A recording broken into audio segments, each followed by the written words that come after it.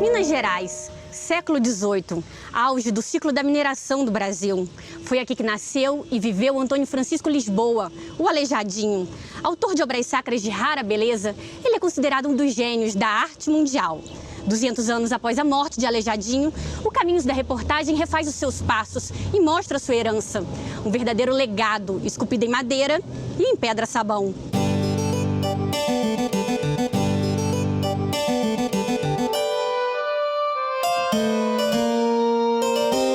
Andar pelas ruas das cidades históricas de Minas é viajar no tempo.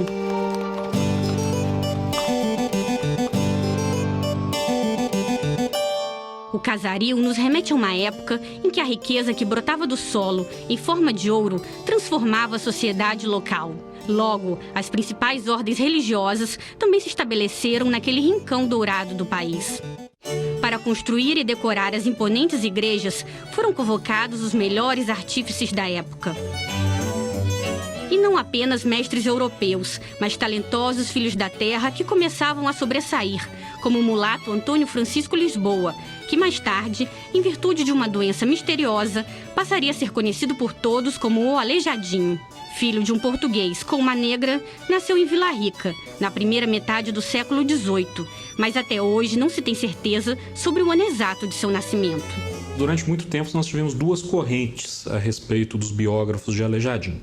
A primeira com base no trabalho de Bretas, dizendo que ele teria nascido em 1730. Por quê? Bretas encontrou um registro de batizado em Antônio Dias, na igreja de Antônio Dias, em Ouro Preto, em que aparece um Antônio, filho de uma Isabel, que a tradição oral guardou como sendo o nome da mãe de Aleijadinho, mas o nome do pai é o Manuel, mas não o Manuel Francisco Lisboa, e sim Manuel Francisco da Costa do Bom Sucesso. A outra corrente se baseia no óbito de Aleijadinho. Ele faleceu em 18 de novembro de 1814 e consta no seu registro de óbito que ele tinha à época 76 anos. Logo, ele teria nascido em 1738. Entretanto, nas nossas pesquisas, nós encontramos um documento de 27 de junho de 1737, então ele está muito próximo de 1738, uma diferença muito pequena, o que é absolutamente compreensível considerando as particularidades da época, em que nós nos deparamos com um Antônio, filho de uma Isabel, e o pai não aparece. E isso é absolutamente compreensível. Por quê? O direito canônico da época vedava que se colocasse o nome de pais não casados no registro de batizado dos filhos. Infelizmente, não é possível fazer um retrato fiel sobre aquele que é considerado o maior gênio da escultura em nosso país. Seu talento só começou a ser reconhecido a nível nacional e depois mundial no século XX. A maior fonte de informação sobre o artista é, até hoje, uma biografia escrita, alguns anos após sua morte, pelo professor Rodrigo José Ferreira Bretas. Não só porque o Bretas pôde entrevistar pessoas que ainda viviam, que tinham conhecido o Aleijadinho pessoalmente, ele entrevistou a própria nora dele, como também pôde fazer pesquisa de arquivo. Né? Os arquivos das igrejas coloniais estavam muito mais bem conservados. Nessa época havia muito mais, quer dizer, aquilo tudo ainda era utilizado, né? Em termos artísticos, o período em que viveu Aleijadinho ficou conhecido como Barroco Mineiro, mas na verdade, o estilo no qual o artista vai se destacar já não é mais o barroco, e sim o rococó. Há muita confusão entre barroco e rococó. Se diz, muitas vezes, programa de televisão diz demais, a igreja de São Francisco de Assis, uma obra-prima do barroco mineiro. Não é verdade, ela é rococó. Toda a parte a portada é toda trabalhada em cima, com esculturas. A parte de cima mesmo também tem o frontão, toda trabalhada. Isso é do rococó, não é do barroco. Por dentro você entra, o que é que tem? Você encontra muito menos ouro do que nas obras arquitetônicas do barroco. O barroco tinha muito mais ouro, muito mais riqueza, muito mais elementos do que das obras do rococó.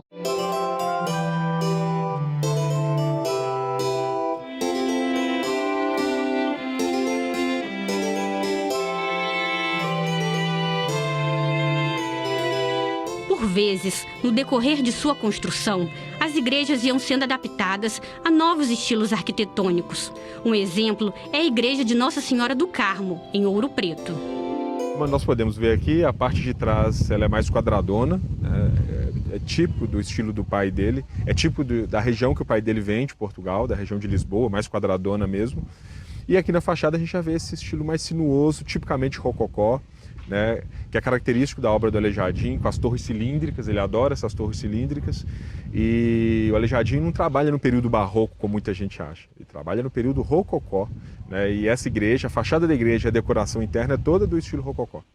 Vamos dar uma olhada ali na portada, então, Vamos. que tem algumas coisas bem características da obra dele. Vamos. Né? Você pode ver, por exemplo, partes da portada original que ele reutiliza, né? Então, olha esse anjinho aqui com a asa cortada, tá vendo? Olha esse anjo do centro aqui também com a asa cortada, tá vendo? Deu para ver? Esse é um artista anterior ao Aleijadinho. Essa portada já estava feita. Quando ele demole toda a fachada, ele refaz a fachada, provavelmente a Ordem do Carmo deve ter pedido para ele reaproveitar, ou ele achou melhor reaproveitar.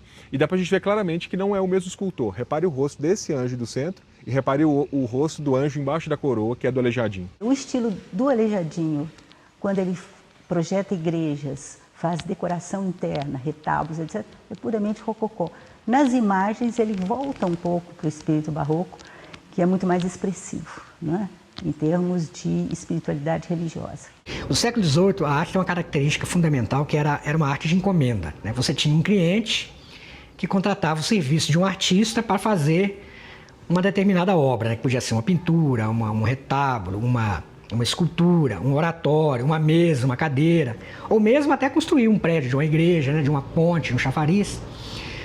Então, isso era a característica da arte no século XVIII. E os principais clientes do período eram as irmandades, né? E as ordens terceiras das igrejas, e o setor público, por exemplo, as casas de câmara e cadeia também eram grandes contratantes do período, né? E tinha também os clientes particulares, né? Que as pessoas também contratavam os artistas para fazer, por exemplo, oratórios, né? Para casa, camas, né? Imóveis. Uma das lendas envolvendo Aleijadinho fala que o artista teria aprendido seu ofício sozinho e que, pelo fato de ser filho de uma negra, não teria tido a oportunidade de qualquer formação como escultor. O Aleijadinho, ao contrário do que muita gente acha, ele não é um gênio solto, uma pessoa que se fez do nada. Hoje está bem estudado isso, havia um arsenal de coisas impressas que ele podia ler. Ele pode nunca ter ido na Europa, mas ele lia livros da Europa, em grande quantidade, certamente. Isso chegava em Minas com certa facilidade, né? Então ele tinha modelos iconográficos a seu dispor. Mas se não bastasse isso, ele é filho de uma família de artistas, né? Só para a gente lembrar, ele é filho de Manuel Francisco Lisboa. Manuel Francisco Lisboa não é um cara qualquer, ele é um grande arquiteto e marceneiro. Quando o Aleijadinho nasce, já na década de 1730, ele já nasce num berço de artistas, né? Era comum o pai assumir o filho mulato? Relativamente era comum. E era mais comum ainda o pai dar para esse menino, mesmo que não desse a herança dele, uma herança mesmo, ele desse para esse menino uma profissão. e é o que ele faz. A família de Aleijadinho tinha vários artistas. Foi com eles que o escultor começou a trabalhar. Esse chafariz de 1761 foi feito por Aleijadinho em parceria com o pai. Manuel Francisco ficou responsável pelo projeto e Aleijadinho pela ornamentação. Ele fez um busto feminino. O conjunto foi tombado pelo Patrimônio Histórico em 1950. O pai de Aleijadinho, Manuel Francisco Lisboa, ele era muito mais um contratador e um grande empreiteiro do que propriamente um artista. Ele era responsável pela arrematação das principais obras de Vila Rica no século XVIII. Então ele trabalhava muito mais como um empresário e logo tinha os oficiais trabalhando para ele e muito provavelmente Aleijadinho também trabalhou com seu pai. E no caso desse chafariz, o famoso chafariz do Alto da Cruz, há inclusive dúvidas se ela retrataria uma samaritana ou um busto de Afrodite. Para dar conta de tanta demanda de serviço, vários grupos de artífices se formaram em Minas Gerais. As cidades não paravam de crescer e o trabalho também não. Nós tínhamos os aprendizes, que é que eles estavam na fase inicial, os oficiais, que é os que já tinham condições de produzir alguma coisa, mas não podiam fazer as arrematações em nome próprio, e por último nós tínhamos os mestres. Aleijadinho, pelo que nós pesquisamos, ele alcançou a condição de mestre por volta de 1760. A partir daí começam a aparecer as obras em que ele, por si só, dá o nome, assina os recibos como sendo o responsável pela obra. E aí nós temos o surgimento daquilo que nós chamamos a oficina de Aleijadinho. No caso do Aleijadinho, a gente não tem especificamente muitos nomes. Nós vamos ter os nomes dos dois escravos, né? Maurício e Januário, que trabalharam com ele. Um deles morreu durante a obra de Congonhas. Provavelmente o irmão, que era santeiro, escultor também, o padre Félix Antônio Lisboa, que às vezes a obra se confunde com a obra do Aleijadinho, mas na verdade é uma equipe que ficou... Não tem como muito estudar porque não sobrou documentação. A forma de trabalhar não era uma forma solitária, era uma forma coordenada e hierárquica. Tanto que nos documentos, tanto de Sabará quanto de Congonhas, Aleijadinho diz: recebi tantas oitavas de ouro pela produção de tais peças em razão do meu trabalho e de meus oficiais. Então isso deixa absolutamente claro e comprovado que era um sistema de trabalho coletivo. O que cada oficial fez, ou ele fez, é que está o X do problema. Como saber se esse foi o mestre ou esse foi o oficial? Normalmente o mestre ficava com as partes mais importantes, ou seja, em Congonhas os cristos, não é? Numa figura só as mãos, o rosto, porque, vamos dizer, a vestimenta podia ser uma outra pessoa. Vários documentos que eu já li, muitos documentos, eu não encontrei nenhum que o escultor fizesse também a parte ligada à pintura, né, e ao douramento. Geralmente ele fazia só a parte da madeira, né, escultura na madeira, deixava pronto, e depois vinha um outro artista, né, que era geralmente um pintor, que fazia o douramento, a encarnação, né, fazia essa pintura na imagem. Um dos conjuntos mais importantes da obra de Antônio Francisco Lisboa é o dessa igreja, a de Nossa Senhora do Carmo, em Sabará. Aqui na Igreja do Carmo, basicamente, nós temos o Aleijadinho. Aquelas duas imagens, né, de São Simão Estoque e São João da Cruz. E essa parte toda de decoração aqui da nave, né, onde nós estamos agora, que são essa grade, né, essa grade que circula aqui a nave, os dois púlpitos e a decoração do coro. Inclusive, as duas imagens são as primeiras imagens documentadas do Aleijadinho, que nós temos referências, estão aqui na Igreja do Carmo. Né? Esse livro, esse códice, né, ou livro, que a gente pode chamar, tem os registros das atas das primeiras reuniões. E ele tem um registro interessante na página, me parece que é a página 68, verso, de um registro do pedido a Aleijadinho para fazer o altar-mor, o altar principal. O interessante, inclusive, não é só o fato ou o ato, é o registro único, pelo menos que a gente saiba, que está escrito Antônio Francisco Lisboa, o Aleijadinho. Aí é que é o ineditismo do códice desse livro, dessa página, que é precioso para a Ordem Terceira do Carmo e até para o estudo, né, do próprio trabalho do Aleijadinho.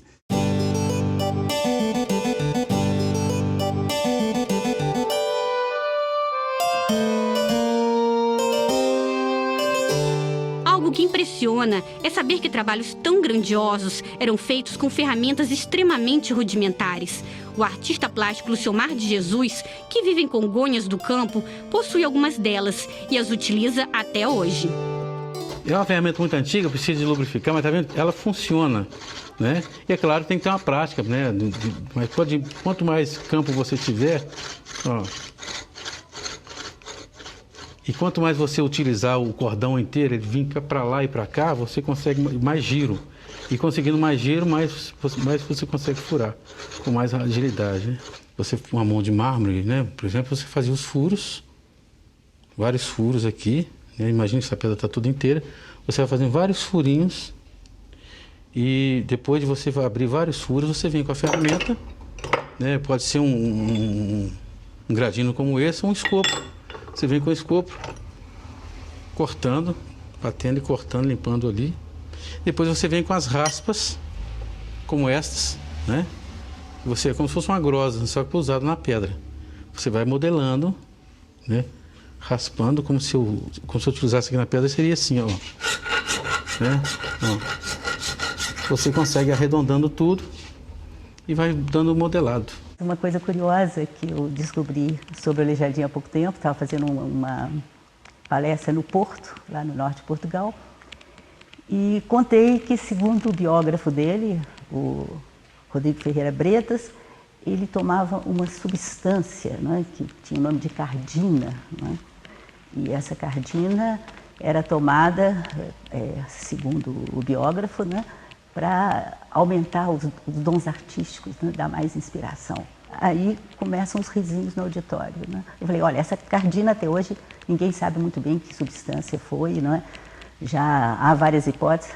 Aí começam os risinhos no auditório e eu interrompo a palestra e pergunto, mas o que está acontecendo? Levanta a mão uma garota. A senhora professora não sabe o que é cardina? Não, cardina é aguardente de cana. O seu Aleijadinho devia ser um beberrão.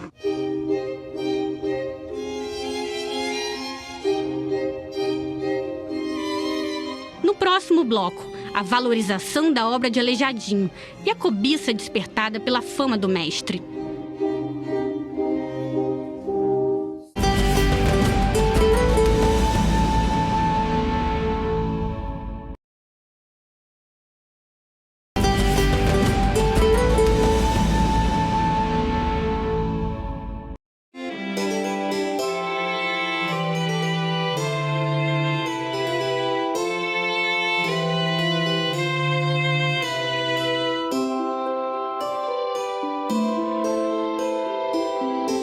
Quando pensamos em Aleijadinho, a primeira lembrança que nos vem à cabeça é a imagem de algum santo. Mas Antônio Francisco Lisboa, na verdade, era um artista múltiplo.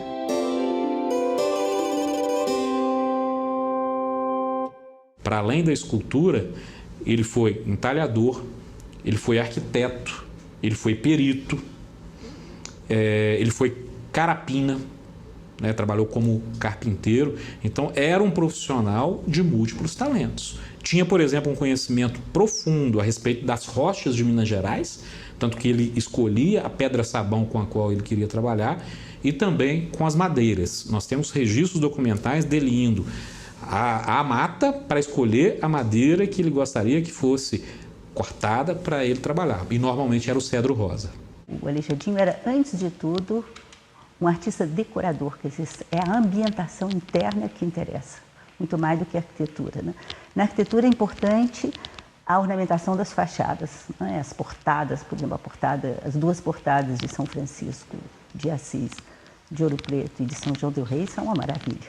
E no caso dessa aqui, São Francisco de São João del Rei, o Aleijadinho forneceu um projeto em 1774 e a Irmandade, a Ordem, contratou Francisco de Lima Cerqueira, que era um grande mestre de obras, um grande construtor, que já havia trabalhado no Carmo de Ouro Preto, na Basílica do Bom Jesus de Congonhas, para construir a Igreja da Ordem. Se a gente pegar a fachada desenhada pelo Aleijadinho, que está no Museu da Inconfidência, nós vamos ver que a execução foi bastante alterada, substancialmente na concepção das torres, que inicialmente tinha uma cobertura completamente diferente. Então a gente poderia dizer que essa igreja tem dois arquitetos, o Aleijadinho e o Lima Cerqueira, que trabalharam juntos em várias empreitadas. O grande destaque dessa igreja é a portada, né, que foi feita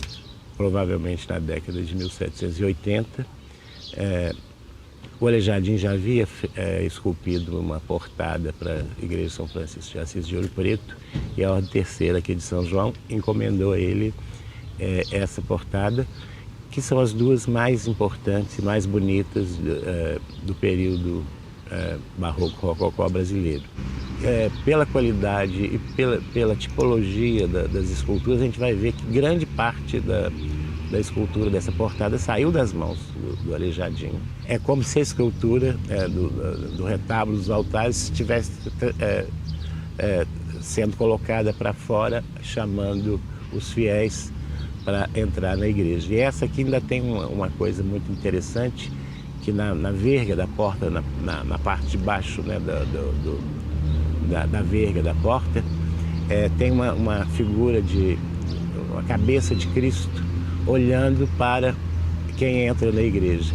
O Aleijadinho teria também projetado o altar-mor, que não foi ele que executou, foi um outro artista, o Luiz Pinheiro, que provavelmente também mudou um pouco o projeto na execução. E os dois altares colaterais com certeza foram projetados por ele, porque tem todas as características de outros retábulos que ele fez, por exemplo, para o altar-mor de São Francisco e para os altares laterais da antiga capela da Fazenda da Jaguara, que hoje está em Nova Lima. Além disso, a igreja ainda tem 3 imagens dos altares laterais mais menores, mas de excelente qualidade, essas com certeza feitas pela mão do Aleijadinho, que é o São João Evangelista, o São Gonçalo do Amarante e um Santo Antônio, que estão nos altares laterais. Mesmo entre os maiores especialistas sobre a obra de Aleijadinho, existem dúvidas sobre a autenticidade de várias peças atribuídas ao artista e que não estão devidamente documentadas. Nenhum artista colonial mineiro assinava as obras. E isso é comum no período colonial. Ninguém faz isso. Porque não é um artista moderno, como eu te disse. Nós temos que pensar no Aleijadinho como um artesão, né, vivendo no século XVIII, um grande escultor vivendo no século XVIII, que aos olhos modernos é um artista. Ele jamais ia imaginar que a obra dele ia se transformar no patrimônio da humanidade. Mas o Aleijadinho assinava recibos. Como em Congonhas, por exemplo, nós temos uma série de recibos. Na Igreja de São Francisco de Assis de Ouro Preto, nós temos uma série de recibos assinados por ele. Então, algumas obras nós temos comprovação documental que é do Aleijadinho. E o que os historiadores da arte podem fazer com isso? Fazer comparações estilísticas de uma obra com recibo e uma obra sem recibo. Claro que é muito polêmico isso, cada historiador, cada restaurador vai ter seu próprio ponto de vista, mas algumas obras são quase unânimes, que quase todos os pesquisadores realmente atribuem ao Aleijadinho. Ele faz a peça, mas ele repete, vamos dizer, a maneira de fazer as unhas.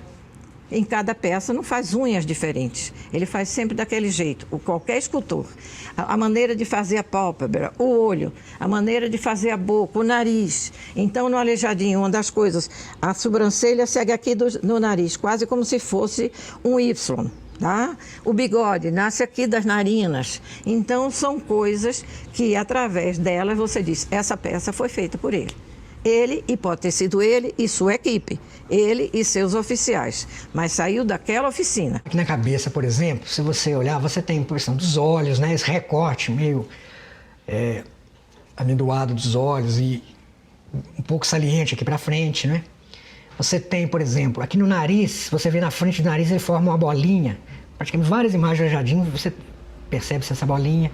Tem esse recorte nos lábios aqui, separa bem aqui o meio, né, o lábio direito e o lábio esquerdo, e você olhando de lado, você vai ver que ela forma uma espécie de um biquinho, né, acentuado para frente.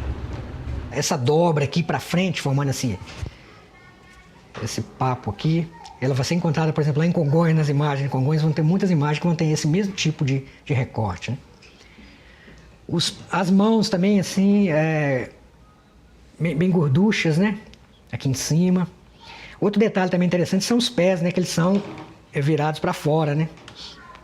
Como se fossem invertidos.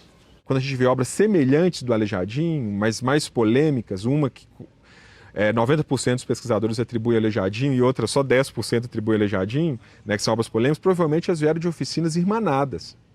Existiam isso. Não oficina, claro, uma oficina podia influenciar a outra, mas muitas vezes elas bebiam na mesma fonte, né? Elas estão indo lá em Portugal, da onde a explicação está tudo em Portugal, né? Então lá em Portugal a gente vai achar provavelmente oficinas que deram origem a essa forma de esculpir.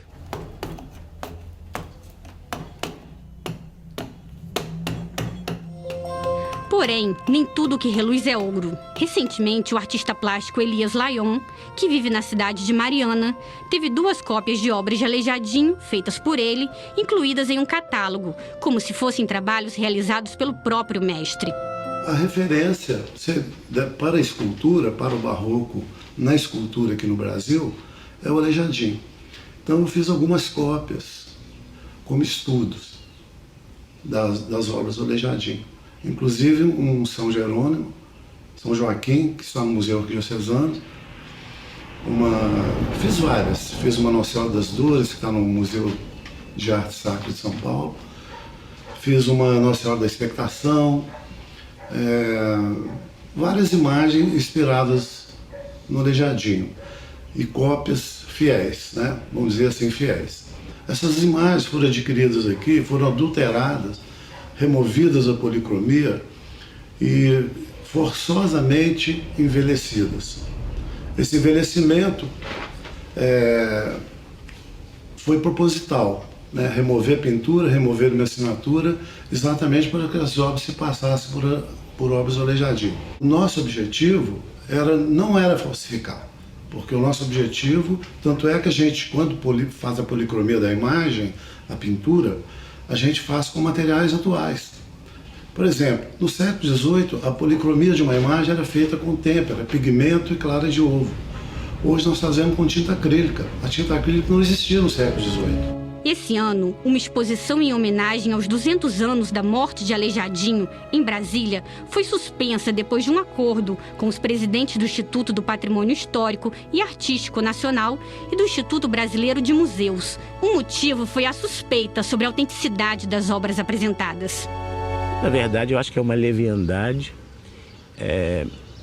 Isso é uma coisa que tem que ser dita e combatida, porque a gente não pode pegar um dos maiores, o maior símbolo, né, da arte colonial brasileira e tratar dessa maneira. Inclusive atribuir peças de péssima qualidade, como a gente tem visto, como foi o caso dessa exposição lá na Caixa, em Brasília, que tinha obras de péssima qualidade atribuída, desmerecer a obra de um grande mestre.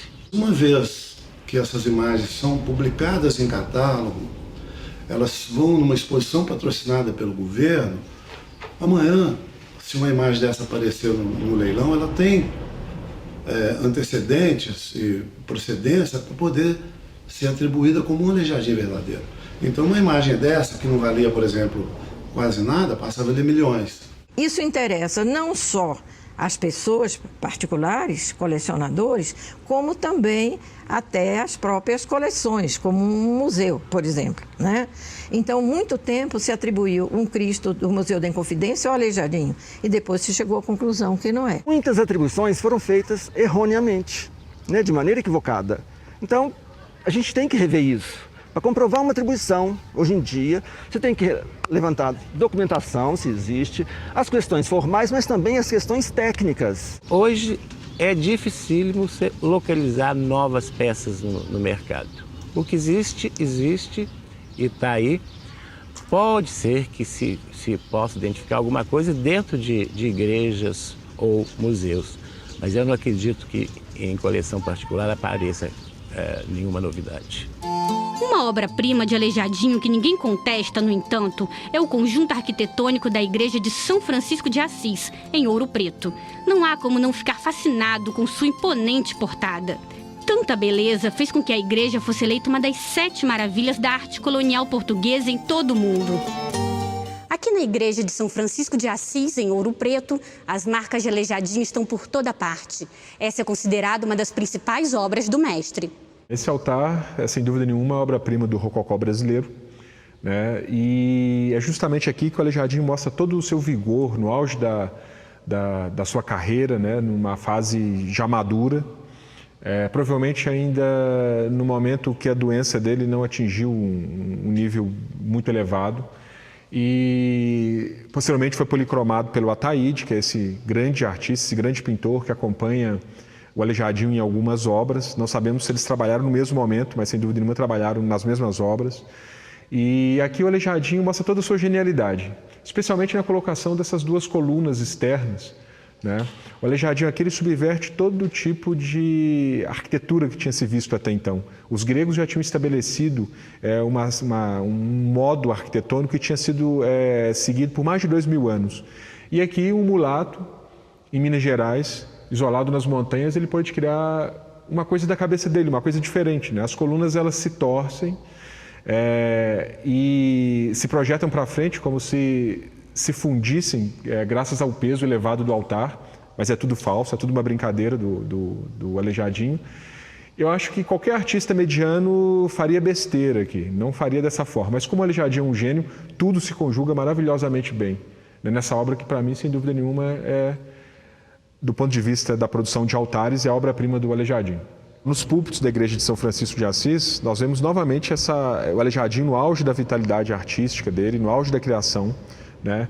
E ele insere esses púlpitos no arco cruzeiro, o que não era muito usual na época. Não é ele que inventa isso, mas realmente não é comum. Geralmente os púlpitos ficam inseridos na nave. E ele faz o púlpito todo de pedra-sabão, né? Nas quatro laterais desses púlpitos ele coloca os 4 evangelistas e coloca no púlpito do lado do evangelho, que é esse púlpito que a gente está vendo, Cristo pregando para os fiéis numa praia, né? O Cristo está numa barca e faz essa pregação. E como esses púlpitos estão abrigados no interior da igreja, a pedra-sabão não sofreu nenhuma deterioração, como a gente vê, por exemplo, nas portadas em Congonhas. Então, eles estão exatamente como o Aleijadinho fez, provavelmente o mais próximo possível do dia da entrega da obra. Nesse lavabo, nós conseguimos ver, por exemplo, o maior número de detalhes escultóricos que nos remetem diretamente ao Aleijadinho. E há uma coisa interessante, né? Ele faz as esculturas dos anjos, do monge que está ali representado, mas isso tudo se liga de forma orgânica, né? Tudo isso não está esculpido de forma isolada. Eles se comungam, né? se conjugam, né? Nada está mais para cá ou mais para lá. Nada foi colocado ao acaso. Existe um estudo para a colocação desses personagens. Certamente ele seguiu um risco que foi feito por ele ou entregue a ele e deve ter seguido isso de forma muito bem feita. Como eu te disse, depois que a obra ficava pronta, vinha um louvador, um outro escultor, um outro pintor, tinha que ser da mesma profissão, ele louvava a obra. Se ele louvasse, a obra estava aprovada. Se ele não louvasse, a obra tinha que ser refeita. E o Aleijadinho, ao que parece, nunca teve a obra reprovada. Aleijadinho se identificava muito com São Francisco de Assis. O Francisco, inclusive, era o sobrenome originário da família. Em Portugal, nós não temos o Lisboa. O pai era Manuel Francisco, o avô era João Francisco, é o que tudo indica em razão de uma particular devoção a São Francisco de Assis. E o Aleijadinho, no que diz respeito à igreja de São Francisco de Assis de Ouro Preto, é interessante que ele teve um capricho tão grande que ele foi fazer os altares de São Francisco de Assis numa localidade retirada de Ouro Preto, chamada Rio Espera, o arraial de Rio Espera, onde tinha um cedro de ótima qualidade e ele ficou por cerca de 2 anos em Rio Espera produzindo esses altares. Mas, infelizmente, ainda há muito o que preservar nas cidades históricas de Minas. Um exemplo é a portada dessa igreja de São Miguel e Almas, em Ouro Preto. A portada, feita por Aleijadinho, sofre com a ação do tempo e, se não fosse o escoramento provisório, já poderia ter desabado.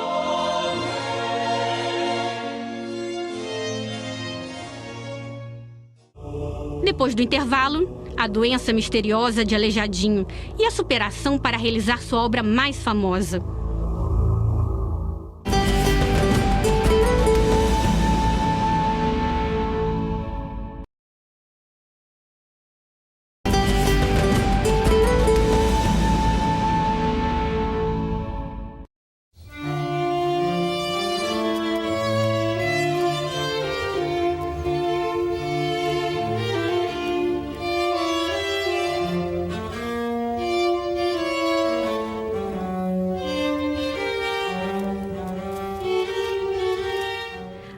sacra brasileira, principalmente a produzida no período colonial, passou a ser muito cobiçada. Boa parte dessa produção se encontra nas mãos de colecionadores particulares. Só que o Ministério Público de Minas Gerais, através de uma ação inovadora, articulou uma grande operação para resgatar imagens que tinham desaparecido de igrejas do estado. Em 10 anos, mais de 600 peças foram recuperadas, inclusive 3 aleijadinhos. As estatísticas indicam que Minas Gerais já perdeu mais de 60% do seu patrimônio cultural sacro. Ou seja, de cada 10 peças que estavam no interior das nossas igrejas, das nossas capelas, 6 foram retiradas e hoje se encontram, infelizmente, nas mãos de comerciantes, colecionadores e antiquários de obras de arte. Não só em outras unidades da federação, mas inclusive em outros países. Durante esse trabalho, nós já tivemos a oportunidade de recuperar 3 obras atribuídas ao mestre Antônio Francisco Lisboa. Uma Nossa Senhora do Rosário, que era a padroeira da Capela do Sumidouro, que é atribuída a Antônio Francisco Lisboa. Um busto de São Boaventura, que integrava um conjunto, e o conjunto é formado por 4 bustos, que pertencem à Igreja de São Francisco de Assis, de Ouro Preto. E uma peça que não é, na verdade, religiosa, ela é uma peça civil, que é a imagem de uma samaritana que compunha um conjunto de um chafariz situada na Rua Direita, em Ouro Preto. A peça é de um local. Foi conservada porque um colecionador, há 50 anos, há 30 anos, há 35 anos, comprou. Comprou ou não? Isso aí é uma dúvida, porque até padres vendiam. Os padres vendiam muito para ter dinheiro para outras obras da igreja e vendiam as imagens. Então, foi vendida, tem documento, como que é? Se tem um documento e foi comprada, foi tudo dentro de uma linha de coisa certa, né? Mas aí, como é que fica? Vai ser devolvida ou não? Deve ser devolvida para aquele local de origem? É complicado. Quando um ladrão arromba a porta de uma igreja e retira a padroeira de uma pequena comunidade, ele está cometendo uma violência contra aquele sentimento coletivo de pertencimento, e essas peças, para além de serem peças objeto de arte, são peças também objeto de fé.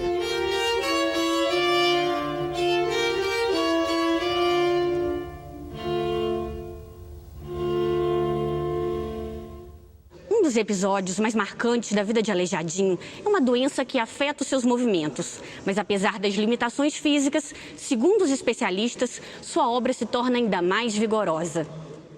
O Aleijadinho não nasceu doente, não é? Ele vai adoecer por volta dos 40 anos. Até essa época ele gozava da mais perfeita saúde. Segundo o biógrafo dele, o Bretas, ele era visto frequentemente dançando, não é? Em danças populares, vulgares. Na realidade, era um bom vivant, pouco trabalhou nessa época. Nas nossas pesquisas, nós descobrimos um documento de 1777, portanto, Aleijadinho tinha por volta de 40 anos, em que, e é um documento até então era praticamente desconhecido, ele foi remetido para a guerra em 1777. Porque naquela época o Brasil estava, ou melhor, Portugal estava em litígio com a coroa espanhola e os espanhóis haviam invadido Santa Catarina.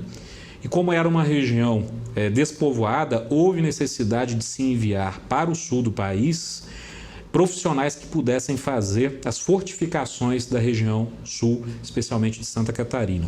E o vice-rei no Rio de Janeiro convocou diversos profissionais, como pedreiros, carpinteiros, ferreiros, para que fossem encaminhados.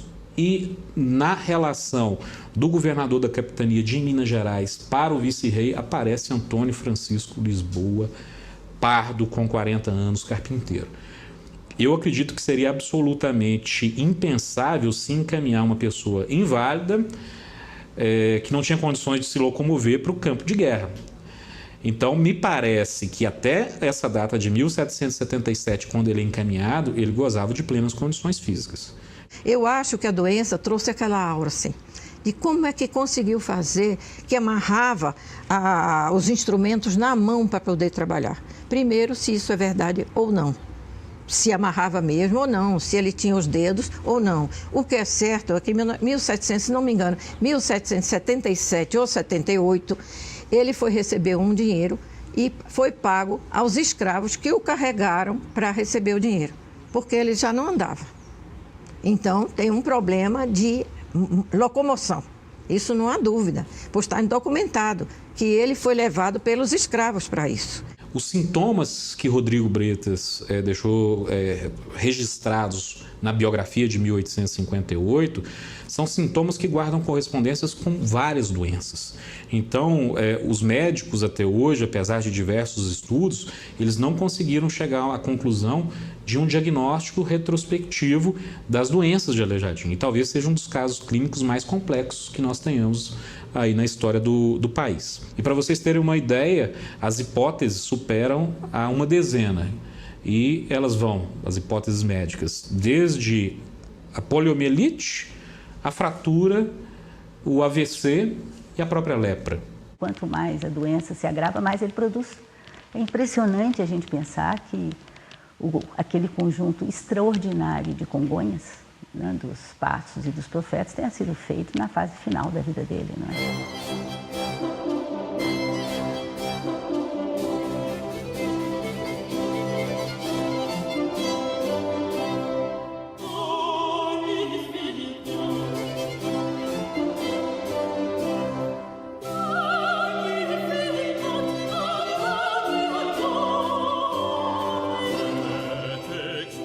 O Santuário de Bom Jesus de Matozinhos, na cidade mineira de Congonhas do Campo, é o símbolo maior do talento de Aleijadinho.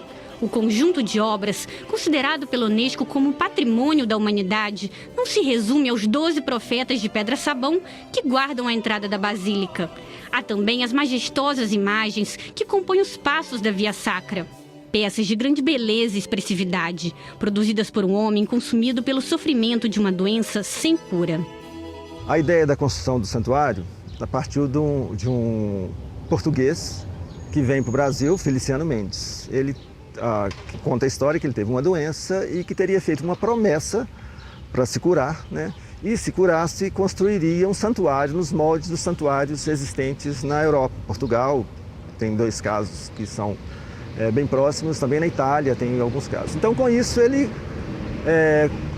sai em busca de recursos, né, pedindo esmola com um oratório, que até existe esse oratório até hoje, recolhendo dinheiro para a construção do santuário.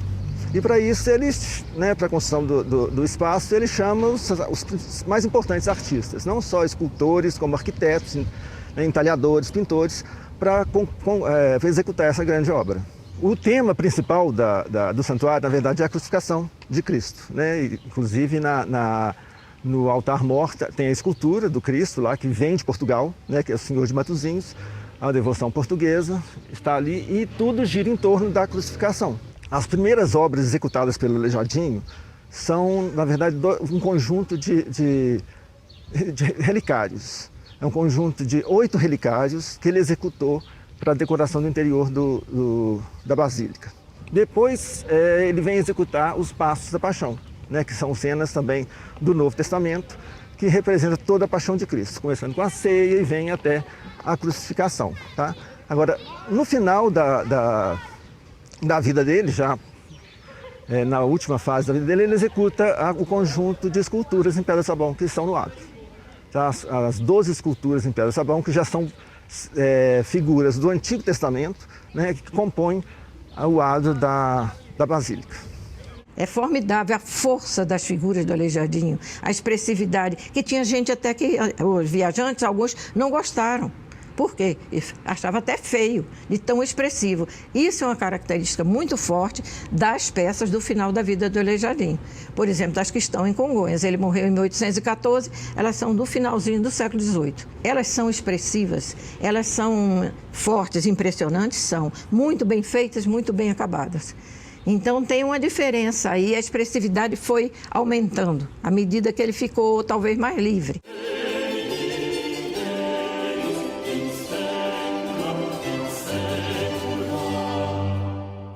E para fazer toda essa obra, né, essa grande obra, as 64 esculturas, né, que ele executou, que na verdade um contrato consta 66 esculturas e ele só executa 64, o inventário que existe no século XIX já cita essas 64 esculturas.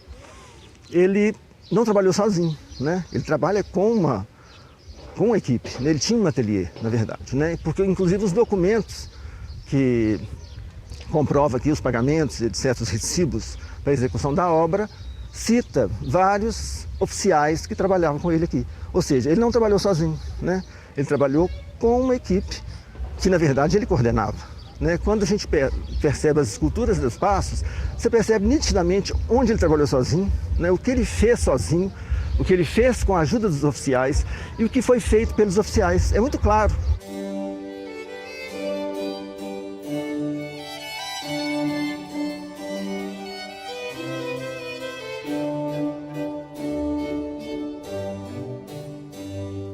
O trabalho do Aleijadinho aqui, ele é muito mais que uma obra devocional, é muito mais do que o turismo. Ele é a alma do povo congonhense. Isso aqui representa cada cidadão daqui. A gente se vê naquele monumento. Então, os profetas de Congonhas não é apenas os profetas de pedra. É o Daniel, é o Oséias, são pessoas, entre aspas, são entidades que estão ali mesmo. Nós consideramos assim. As pessoas têm um grande respeito por eles e elas se identificam ao olhar para o profeta. Estou em casa. As pessoas olham para os profetas, elas se encantam, mesmo aqueles que não têm fé. Quando olha para aquele conjunto, de uma certa forma, ele emociona, porque ele faz parte de um contexto, né? Quando você chega a Congonhas, tem aquela colina, eles estão assim a céu aberto, tem aquela luz, aquela composição que foi criada. É todo um jogo teatral para envolver as pessoas que ali estão, os espectadores, e as pessoas se comovem, ou pela fé, ou pela arte mesmo. E a obra do Aleijadinho não é só uma obra de cunho artístico, ela também é uma obra de cunho religioso. Então os profetas de Congonhas não são só patrimônio da humanidade, porque eles são esteticamente interessantes. Eles também são patrimônios da humanidade porque em todo setembro uma multidão de fiéis se dirige ao Bom Jesus de Matosinhos para venerar aquelas obras, não como obra de arte. Para aqueles fiéis, tanto faz se aquela obra de arte é patrimônio da humanidade. São pessoas que olham naquilo um patrimônio de fé. E o Aleijadinho também via nisso nas obras dele, né? Eu acredito que se ele pudesse voltar hoje, além dele ficar assustado com toda a fama dele, ele ia ficar assustado disso ter virado arte e não obra de fé. No final da vida dele, ele passa aqui em Congonhas, durante quase 10 anos, né, executando esse conjunto de obras, né?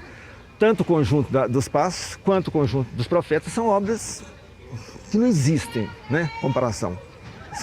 É onde o Aleijadinho reuniu assim, uma quantidade muito grande de obras, né, em volume e em qualidade. Ou seja, ele assina as esculturas, né? As esculturas têm a referência assim, clara que foi esse escultor que executou. E pela grandiosidade, né? Tanto pelo volume de obras, né? Pela qualidade estética e tudo isso realmente foi considerado uma referência importante para a história, né? E do patrimônio cultural.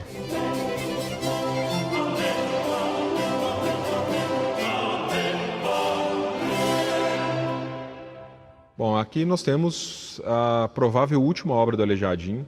Segundo o biógrafo dele, Rodrigo Bretas, ele estava fazendo esse altar quando ele adoece, ele fica cego, né? Então ele volta para a casa dele e morre 2 anos depois, em 1814, essa obra é de 1812. Né? Provavelmente o retábulo todo, ou o grosso dele, é arrematado por um dos escravos, um cara excelente, e provavelmente a mão do Aleijadinho está na escultura do Jeremias, na tampa do altar. Bem o estilo dele, e então provavelmente essa é a última obra do Aleijadinho. Então, no preto nós temos a primeira, né, provável, que é o busto do chafariz do Alto da Cruz, e a última, que é o Jeremias da Igreja do Carmo. Então ele começa e termina a carreira em Ouro Preto. Por seu talento e sua trajetória de vida, Antônio Francisco Lisboa, o mestre Aleijadinho, foi declarado patrono da arte brasileira. E quem visita as cidades históricas da velha Minas dos tempos coloniais entende claramente a razão de tão importante homenagem. Mesmo 200 anos após sua morte, em cada igreja, em cada santo, em cada profeta, o talento do mestre ainda surpreende. O Aleijadinho, na verdade, acho que ele está mais vivo hoje em Ouro Preto do que estava no século XVIII. Porque no século XVIII ele era um mulato que andava pelas ruas. Ninguém pedia autógrafo para Aleijadinho. Dificilmente, se houvesse máquina fotográfica, ninguém queria tirar foto com aquele cara, né? Só que agora, no século XXI, a obra dele é patrimônio da humanidade, tanto em Ouro Preto quanto em Congonhas. Essa concentração na obra do Aleijadinho, de interesse na obra do Aleijadinho, bom, é porque ele é genial, sim, não é? Mas também por causa dessa historiografia que acompanhou. Não é? E lá desde o romantismo, passando pelo modernismo e até os dias de hoje. O Germain Bazin, que era o curador do Museu do Louvre, um cara que se deslumbra pela obra do Aleijadinho, escreve um livro sobre a obra do Aleijadinho. Ele enumera, né, os maiores escultores para ele, né, que é o Michelangelo, né, o Bernini e o Aleijadinho. Hoje eu tenho certeza que eu sou o que sou por causa do Aleijadinho.